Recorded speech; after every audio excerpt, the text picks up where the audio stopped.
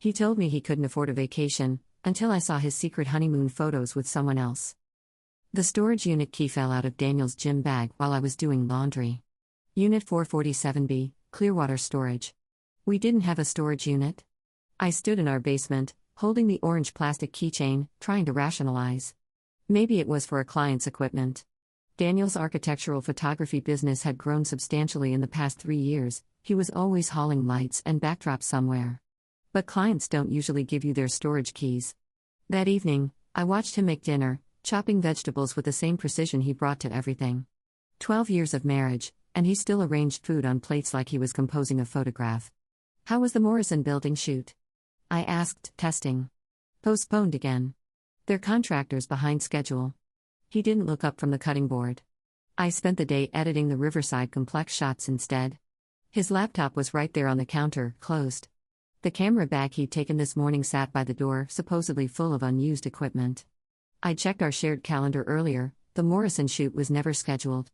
I found something interesting in your gym bag, I said, pulling the key from my pocket. His knife paused for half a second.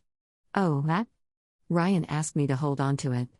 He's between apartments, needed somewhere to store his equipment. Ryan. His phantom assistant who I'd never met despite 3 years of mentions. I thought Ryan lived in Chicago now. He's back. Temporary gig.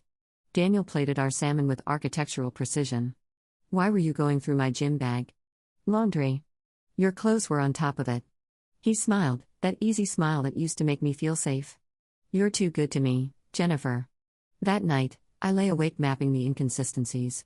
The conference in Miami that got canceled but still showed charges from Paradise Cove Resort.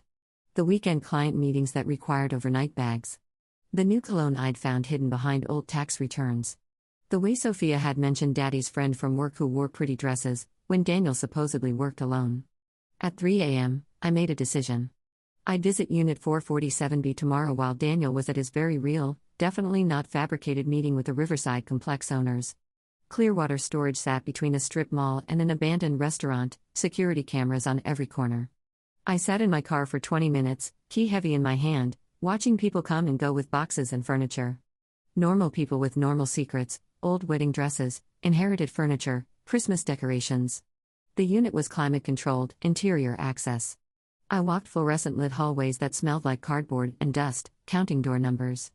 445, 446, 447A. 447B's lock turned smoothly. Inside, a life. A desk with a laptop I'd never seen. Filing cabinets. Framed photographs on walls, Daniel with a woman whose face was always partially obscured, artfully cropped, or turned away. A wardrobe of clothes I didn't recognize, expensive brands we couldn't afford. A guitar, Daniel didn't play guitar. Boxes labeled CFO documentation and Hartley Enterprises. I opened the laptop.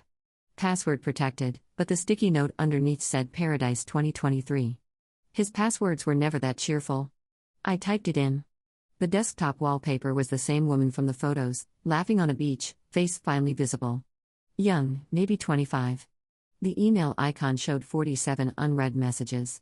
I clicked. Daniel, baby, the Santorini tickets are booked. 3 weeks of paradise. Mr. Hartley, the merger documents need your signature. Can't wait for you to meet my parents at the engagement party. Engagement party. I photographed everything with my phone, hands shaking. Bank statements for accounts I didn't know existed, with balances that made no sense for a freelance photographer. Business cards reading Daniel Hartley, Chief Financial Officer, Hartley Enterprises. A passport, his photo, different name. Then I found the marriage certificate. Dated 3 weeks ago, during the cancelled conference.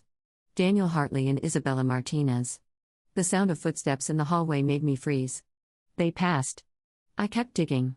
In a filing cabinet, incorporation papers for Hartley Enterprises, a consulting firm with 1 employee and impressive revenue. Client contracts with signatures I recognized, his actual photography clients, billed at 10 times his normal rate.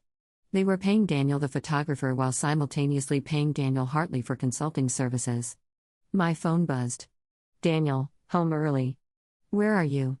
I typed back, Sophia's school. Issue with her grades. 3 dots appeared and disappeared. Then, her teacher called me. You're not there. I sat in my car outside the storage facility, evidence filling my phone, trying to think. Daniel knew I knew something. Sophia was at school for another 2 hours. I had that long to figure out my next move. I called my sister. Pick Sophia up from school today. Tell them she's sick. Jennifer, what's wrong? Just do it. Take her to your house. I'll explain later. My phone rang immediately.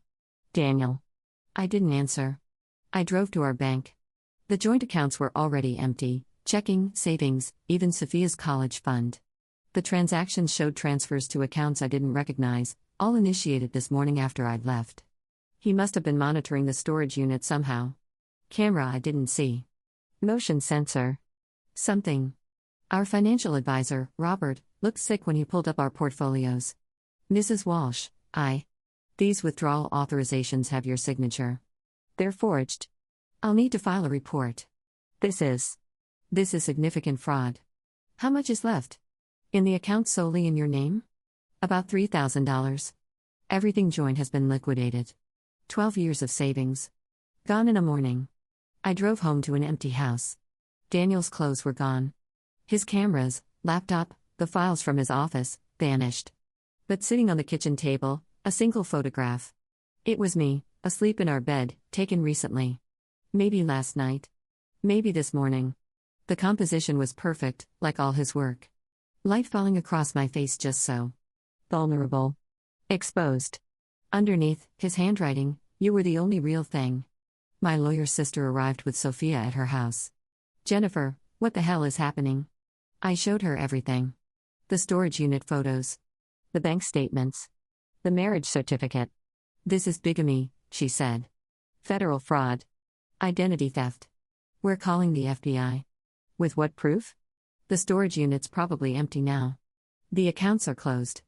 He's had hours to disappear. Sophia came in, backpack dragging. Where's Daddy? How do you explain to an 8-year-old that her father was living multiple lives? That the man who read her bedtime stories was simultaneously someone else's husband? Daddy had to go away for work, I said. Is he coming back? I couldn't answer. The FBI did get involved. Turns out Daniel Hartley wasn't his first alter ego. Before he was my Daniel Walsh, freelance photographer, he'd been David Henderson, a venture capitalist in Seattle. Before that, Derek Harrison, who'd married and vanished on a woman in Denver. They found traces of him everywhere and nowhere. The Hartley Enterprises clients were real but thought they were dealing with an international firm. Isabella Martinez was real and pregnant. She'd known him 6 months, thought he was a widower, believed his first wife had died of cancer. She was 23, an art student who'd fallen for the successful older man who appreciated her sculptures.